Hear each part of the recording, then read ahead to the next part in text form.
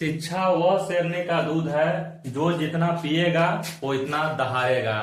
स्वागत है दोस्तों एनसीईआरटी मस्ती में। क्लास 10th यानी मैट्रिक के मैथ में जितना फार्मूला है उसका कंप्लीट वीडियो एक वीडियो इसका आज बन रहा है। मैथ के फार्मूला से मैट्रिक के एग्जाम में 20 नंबर कितना नंबर 20 नंबर का प्रश्न आता है। तो शुरू करते हैं दोस्तों। सबसे पहला है वास्तविक संख्या। पहला चैप्टर है वास्तविक संख्या। एकरा में मात्र 3 फार्मूला है। कितना फार्मूला 3 फार्मूला। पहला है भाज्य बराबर भाजक गुणे भागफल जोड़ शेषफल। पहला फार्मूला है भाज्य बराबर भाजक गुणे भागफल जोड़ शेषफल। दूसरा है यूक्लिड सूत्र। एक यूक्लिड जी थे, यूक्लिड जी का किए थे, बोले थे कि हम मासा निकालने का एक सूत्र देंगे। उस सूत्र का नाम रहेगा a बराबर बी क्यू प्लस आर। ठीक है। तीसरा है पहली संख्या गुणे दूसरी संख्या। पहली संख्या गुणे दूसरी संख्या बराबर मासा गुणे लसा। दोस्तों मासा को बोलते हैं HCF। मासा को क्या बोलते हैं HCF। अब लसा को क्या बोलते हैं LCM। ना याद रहेगा तो देखना कैसे याद रखना। एल से होता है ल, एल से क्या होता है एल से होता है ल से लस, बाकी बच गया HCF से मस। ठीक है। तो पहला पाठ वास्तविक संख्या में क्या फॉर्मूला 3 गो। पहला है भाज्य बराबर भाजक गुणे भागफल जोड़ शेषफल। दूसरा यूक्लिड के सूत्र है a बराबर बी क्यू प्लस आर। तीसरा है पहली संख्या गुणे दूसरी संख्या बराबर लसा गुणे मस। ठीक है। दूसरा चैप्टर है बहुपद। बहुपद में है पहला रैखिक बहुपद का व्यापक रूप। बोलेगा कि रैखिक बहुपद का व्यापक रूप क्या होता है ax प्लस बी। द्विघात बहुपद का व्यापक रूप ax square plus bx plus c। त्रिघात के ax cube plus bx square plus cx plus d। द्विघात बहुपद ज्ञात करने का सूत्र x square minus alpha plus beta into x plus alpha into beta. त्रिघात बहुपद ज्ञात करने का सूत्र x cube minus alpha plus beta plus gamma into x square plus alpha beta gamma plus gamma alpha into x minus alpha into beta into gamma. ठीक है दोस्तों। अब ये होता है alpha plus beta. Alpha plus beta का सूत्र होता है minus B by A. Alpha into beta के सी बाई ए। 1 बटे अल्फा प्लस 1 बटे बीटा बराबर minus B by c. Alpha plus beta plus gamma बराबर minus B by A. Alpha into beta into gamma बराबर minus d by A. Alpha beta gamma plus gamma alpha बराबर c by ए। ठीक है। अब देखो घात पूछेगा तो याद रखना रेखा। रैखिक याद रखेंगे रेखा से। रेखा हिरोनी के गो है ए गो। तो रैखिक बहुपद के घात 1, द्विघात के घात 2, त्रिघात के 3। वही लिखा है रैखिक बहुपद का घात 1, द्विघात का 2, त्रिघात का 3। ठीक है। अब आते हैं तीसरा चैप्टर 2 चर वाले रैखिक समीकरण। एकरा में है एकरा में देखो कहानी था a1 बटे a2। इसको बोलते हैं नॉट इक्वल b1 बटे b2। कहे का मतलब a1 बटे a2 b1 बटे b2 के बराबर नहीं रहेगा तो एक हल होगा। कितना हल एक हल को बोलते हैं अद्वितीय हल। तो एक हल या अद्वितीय हल। ऐसा ग्राफ कैसे बनेगा तो कटेगा तो इसको ऐसे बोलते हैं ऐसे ऐसे कटेगा। इसको बोलते हैं प्रतिच्छेदी। अब देखो ग्राफ एक दूसरे में सट रहा है ना तो सटेगा तो बोलते हैं कि संगत है। ठीक है। दूसरा a1 बटे a2 बराबर b1 बटे b2 नॉट इक्वल c1 बटे c2। माने a1 बटे a2 अब b1 बटे b2 बराबर रहेगा लेकिन c1 बटे c2 बराबर नहीं रहेगा तो इसका कोई हल नहीं होगा। कितना हल कोई हल नहीं। अगर आप समांतर ऐसे समांतर जगह तो कहूं सट रहा है नहीं सट रहा है तो नहीं सटेगा तो बोलेंगे असंगत, सटेगा तो संगत। अब तीसरा में सब बराबर रहेगा a1 बटे a2 बराबर b1 बटे b2 बराबर c1 बटे c2। सब बराबर रहेगा तो अनेक हल होगा। अगर आप क्वेश्चन रहेगा तो चढ़ा हुआ रहेगा, एक दूसरे पर काजी रहेगा चढ़ा हुआ रहेगा। इसको बोलते हैं संपाती। देखो सटा है कि नहीं, सटेगा तो संगत है। ठीक है, एगो प्रजनन विधि का सूत्र होता है, याद रखना, बस कर रे पगली रहे दे।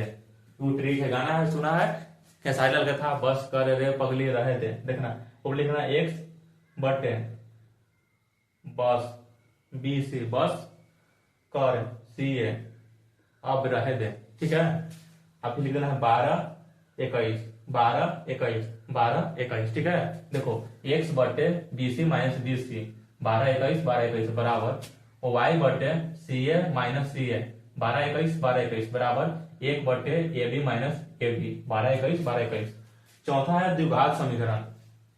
द्विघात समीकरण में है पहला विवेचक। विवेचक बोलते हैं वर्ग डी तो होता है बी स्क्वायर माइनस 4ac। विवेचक का बी स्क्वायर माइनस 4ac। मूल निकालेंगे तो सूत्र होता है minus B plus minus B square minus 4ac बटे 2a। अब d बराबर 0, अगर d बराबर 0 हो गया, 0 हो गया मतलब क्या चीज है, d के बराबर है तो मूल का चीज रहेगा समान रहेगा और वास्तविक रहेगा। तो देखो मूल क्या है, वास्तविक समान। d से देखो इनमें देखो d बड़ा है कि 0 बड़ा का है, तो जने में मुंह फाड़ा हुआ रहेगा ना, मुंह जिधर से फाड़ा हुआ रहेगा वो बड़का रहेगा, तो डी बड़का है। 0 से अगर बड़का रहेगा डी ना, डी मतलब बोलते हैं विवेचक। विवेचक अगर 0 से बड़का रहेगा तो मूल वास्तविक रहेगा, अब भिन्न भिन्न मतलब अलग अलग मतलब असमान। ठीक है, और डी अगर छोटा रहेगा 0 से मतलब माइनस में वैल्यू आ जाएगा तो मूल काल्पनिक होगा। चलते हैं आगे, चैप्टर नंबर 5 समांतर श्रेणी। इसमें सार्वंतर निकालने का सूत्र होता है d बराबर a2 माइनस a1। दूसरा है an निकालने का सूत्र है a plus n minus 1 into D. Clear होगा। तीसरा है sn बराबर n बटे 2 into 2a plus n minus 1 into D. अंतिम से nवां पद निकालना है तो इसका सूत्र है a minus n minus 1 into D. जहां a किया है तो a है अंतिम पद। एक इक्वेशन का फॉर्मूला है n बटे 2 इंटू a प्लस an। ठीक है, छठा है त्रिभुज। त्रिभुज में है त्रिभुज के तीनों कोणों का योगफल कितना होता है, 180 डिग्री होता है, एकदम याद रखना है। पाइथागोरस प्रमेय क्या कहता है कि समकोण त्रिभुज में 3 होता है, एक होता है कर्ण, आधार, लंब।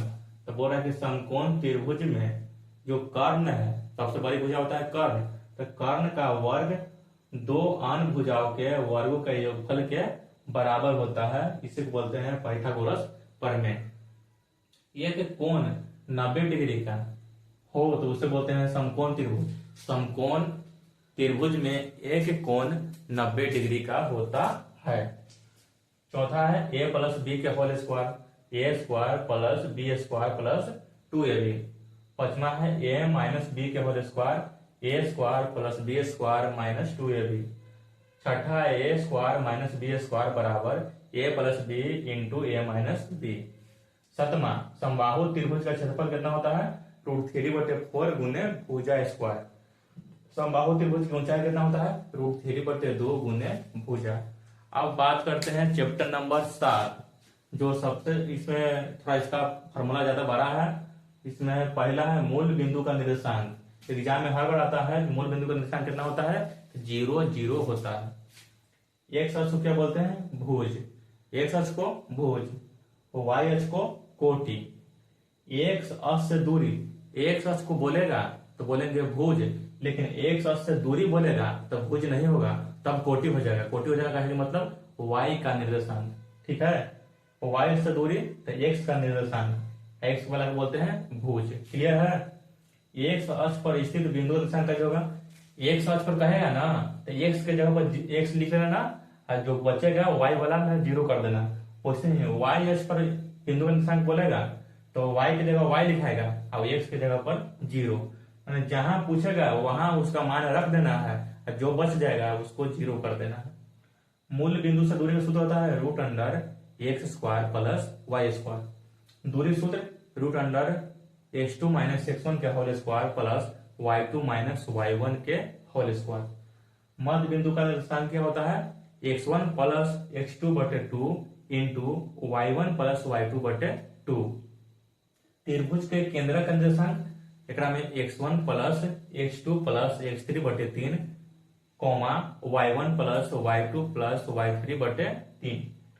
विभाजन सूत्र m1 x2 plus m2 x1 बटे m1 plus m2 comma m1 y2 plus m2 y1 बटे m1 प्लस m2। त्रिभुज का क्षेत्रफल 1/2 x1 into y2 minus y3 plus x2 into y3 minus y1 plus x3 into y1 minus y2। हैं दोस्तों chapter number 8 है त्रिकोणमिति। Matric में सबसे important chapter यही है त्रिकोणमिति। इसमें फॉर्मूला भी ज्यादा है। पहला देखते हैं, पहले हम कॉन्सेप्ट याद रखते हैं लाल बटे काका। सबसे पहले कर्ण निकालने का फॉर्मूला है रूट अंडर लंब के स्क्वायर प्लस आधार के स्क्वायर। उसके बाद आधार निकालने का फॉर्मूला है रूट अंडर कर्ण के स्क्वायर माइनस लंब के स्क्वायर। लंब निकालने का फॉर्मूला है रूट अंडर कर्ण के स्क्वायर माइनस आधार के स्क्वायर। अब लाल बटे काका पर आते हैं। पहले होता है साइन थीटा। साइन थीटा पहला है एल से हो गया लंब, केस हो गया कम कर्ण, लंब बटे कर्ण। कॉस थीटा आधार बटे कर्ण, टैन थीटा लंब बटे आधार। अब साइन का उल्टा होता है कोसेक, तो हो जाएगा ये लंब बटे कर्ण था तो ये हो जाएगा उल्टा करेंगे तो ऊपर वाला नीचे, नीचे वाला ऊपर, तो जाएगा कर्ण बटे लंब। कॉस का उल्टा सेक तो कर्ण बटे आधार, टैन का उल्टा कोट, ये लंब बटे आधार है तो हो जाएगा आधार बटे लंब। ठीक है यहाँ तक। अब sine theta into cosec theta बराबर 1 होता है, cos theta into sec theta बराबर 1 होता है, tan theta into cot theta बराबर 1, sine square theta plus cos square theta बराबर 1, sec square theta minus tan square theta बराबर 1, cosec square theta minus cot square theta बराबर 1, sine theta बटे cos theta बराबर tan theta, cos theta बटे sine theta बराबर cot theta. अब देखते हैं 1 प्लस टैन स्क्वायर थीटा बटे 1 प्लस कोट स्क्वायर थीटा ऐसा रहेगा तो ऊपरे वाला आंसर टैन स्क्वायर थीटा। ठीक है, 1 plus tan square theta 1 plus coat square theta बटे 1 प्लस टैन स्क्वायर थीटा, ऊपरे कौन है कोट, तो कोट स्क्वायर थीटा। क्लियर है। पाई का मान 180 डिग्री याद रखना है। पाई का मान कितना होता है 180 डिग्री का। पाई का मान होता है 22/7 ही होता है। Sine 90 minus theta cos theta, tan 90 minus theta cot theta, sec 90 minus theta cosec theta, cos 90 minus theta sine theta, cot 90 minus theta tan theta, cosec 90 minus theta बराबर सेक थीटा। अब डिग्री मान इसमें से पक्का आता है। सबसे पहले साइन 0 में 0, 30 में 1/2, 45 1/√2, 60 √3/2, 90 1। कॉस 0 बराबर 1, 30 के √3/2, 45 के 1/√2, 60 के 1/2, 90 के 0, टैन 0 के 0। ऐ देखो टैन 30 के 1/√3, 45 के 1, 60 के √3, 90 के इसको बोलते हैं अपरिभाषित यानी इन्फिनिटिव। अब आते हैं कोसेक 0 के इन्फिनिटिव, 30 के 2, 45 के √2, 60 के 2/√3, 90 के 1, सेक 0 के 1, सेक 30 के 2/√3, सेक 45 के √2, सेक 60 के 2, सेक 90 के इन्फिनिटिव, कोट 0 के अनंत चाहे इन्फिनिटिव इसको बोलते हैं, कोस 30 के √3, कोट 45 को 1, कोट 60 के 1/√3, कोट 90 के 0 होता है। अब बात करते हैं अगला चैप्टर। और दोस्तों चैप्टर नंबर 9 और चैप्टर नंबर 11 में ऑब्जेक्टिव नहीं है, इसलिए चैप्टर नंबर 10 में आते हैं वृत्त। वृत्त पर अनेक स्पर्श रेखा खींची जा सकती है। ये कोई मान लो कि वृत्त है तो वृत्त पर कितना स्पर्श रेखा खींची जा सकती है, अनंत। कितना अनंत स्पर्श रेखा खींची जा सकती है वृत्त पर किसी बाह्य बिंदु से। क्या करना, बाह्य बिंदु, बाह्य के वो है देखो 1 1 2, बाह्य कितना है 2 है, तो बाह्य बिंदु से कितना स्पर्श रेखा 2। याद रखना एग्जाम में आता है। वृत्त के केंद्र से होकर जाने वाली जीवा वृत्त के केंद्र से जाएगा उसको बोलेंगे व्यास। यदि दो वृत्त एक दूसरे को स्पर्श करते हैं, ऐसा स्पर्श करेगा, एक वृत्त ऐसे है एक वृत्त ऐसे है, ये स्पर्श कर रहा है ना, तो इसका केवल कितना 2 1 3 स्पर्श रेखा बनेगा। स्पर्श करेगा तो 3 मारना और प्रतिच्छेद करेगा तो 2। स्पर्श करेगा तो 3 आंसर होगा अब प्रतिच्छेद करेगा तो 2, ठीक है। अब वृत्त के केंद्र पर 360 डिग्री, अब और वृत्त के केंद्र पर 90 डिग्री। अब वृत्त में अनेक त्रिज्या अनेक जीवा खींची जा सकती है। अब वृत्त की त्रिज्या का जो है -2, वृत्त की परिधि ना किसी से दोस्ती ना किसी से प्यार, वृत्त की परिधि 2πr, वृत्त के क्षेत्रफल πr², अर्धवृत्त की परिधि πr + 2r, अर्धवृत्त का क्षेत्रफल πr²/2, त्रिज्यखंड का क्षेत्रफल θ/360 πr², त्रिज्यखंड के चाप की लंबाई θ/360 × 2πr, चतुर्थांश का क्षेत्रफल 1/4 × πr²। वर्ग का क्षेत्रफल होता है भुजा स्क्वायर, वर्ग का परिमाप 4 × भुजा, वर्ग का विकर्ण √2 × भुजा। अब आते हैं आयत, आयत का क्षेत्रफल लंबाई × चौड़ाई, आयत का परिमाप 2 × लंबाई + चौड़ाई, आयत का विकर्ण √अंडर लंबाई के स्क्वायर + चौड़ाई के स्क्वायर। घन का आयतन भुजा क्यूब, जब पावर 3 रहेगा उसको बोलते हैं क्यूब, तो घन का आयतन भुजा क्यूब। घन का क्षेत्रफल 6 × भुजा स्क्वायर, घन का विकर्ण √3 × भुजा। घनाभ का आयतन लंबाई × चौड़ाई × ऊंचाई, ठीक है दोस्तों। घनाभ का क्षेत्रफल 2 × L से लंबाई 20 चौड़ाई तक, 2 × लंबाई × चौड़ाई + चौड़ाई × ऊंचाई + ऊंचाई × लंबाई।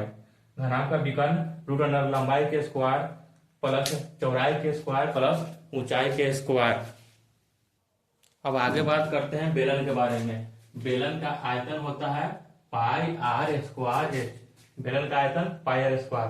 बेलन का वक्र पृष्ठीय क्षेत्रफल 2πrh, बेलन का संपूर्ण पृष्ठीय क्षेत्रफल 2πr × r + h। अब आते हैं शंकु, शंकु का आयतन 1/3 πr²h, शंकु का वक्र पृष्ठीय क्षेत्रफल πrl, संपूर्ण पृष्ठीय क्षेत्रफल शंकु का πr × l + r।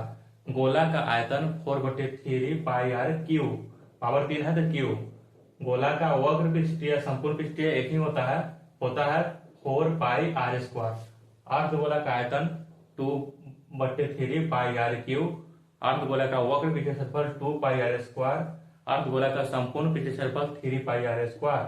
आते हैं सांख्यिकी में। सांख्यिकी सेकंड क्लास चैप्टर है 14 में मान रहा होता है, इसको जो बोलते हैं सिग्मा, ई जैसा बोलते हैं सिग्मा, तो मान होता है sigma fx/सिग्मा f। माध्यक L + n/2 - f/f × h। बहुलक L + f0 - f1/2 f0 - f1 - f2 × h। बहुलक का सूत्र होता है 3 माध्यक - 2 माध्य। देखो माध्यक बड़का है तो बड़का के साथ 3 लिखना बड़े का, और छोटे के साथ 2 लिखना छोटे का, ठीक है। परिसर, परिसर मतलब होता है उच्च मान, माने बड़का मान माइनस छोटका, उच्च मान माइनस निम्न मान। वर्ग चिन्ह का सूत्र होता है निम्न सीमा + उच्च सीमा बटे 2। अब आते हैं लास्ट चैप्टर पारगम्यता, इसको बोलते हैं पी + पी डैश का मान होता है 1। जो पी मतलब होता है पारगम्यता, तो पारगम्यता का मान 0 से बड़का होगा या बराबर होगा, लेकिन 1 से छोटा होगा या बराबर होगा। पारगम्यता का अधिकतम मान कितना होगा 1 से ज्यादा नहीं होता पारगम्यता का मान। पारगम्यता का न्यूनतम मान कम से कम 0 होगा। निश्चित घटना की पारगम्यता 1 होता है, असंभव घटना की पारगम्यता 0 होता है। अब आप लोगों को क्या करना है, ये सब जितना फॉर्मूला उसको पेज पे लिख लेना है, पेज पे लिख के जहां आप पढ़ते हैं वहां पे दीवार पे साट दीजिएगा, और रोज इसको खाली एक नजर देखना है, मात्र एक नजर, जिंदा रहने के लिए एक नजर देखना है, एक नजर देखना है। और जिन भाई को लगता है कि हम नहीं लिख पाएंगे, वो हमको पीडीएफ चाहिए, वो मेरा व्हाट्सएप नंबर 76 67 54 08 68 पे व्हाट्सएप कर सकते हैं, आपको पीडीएफ मिल जाएगा। और जितने भी मैट्रिक का स्टूडेंट है उनको ये अपना चैनल एनसीईआरटी मस्ती पे जोड़िए। धन्यवाद, मिलते हैं कल की वीडियो में।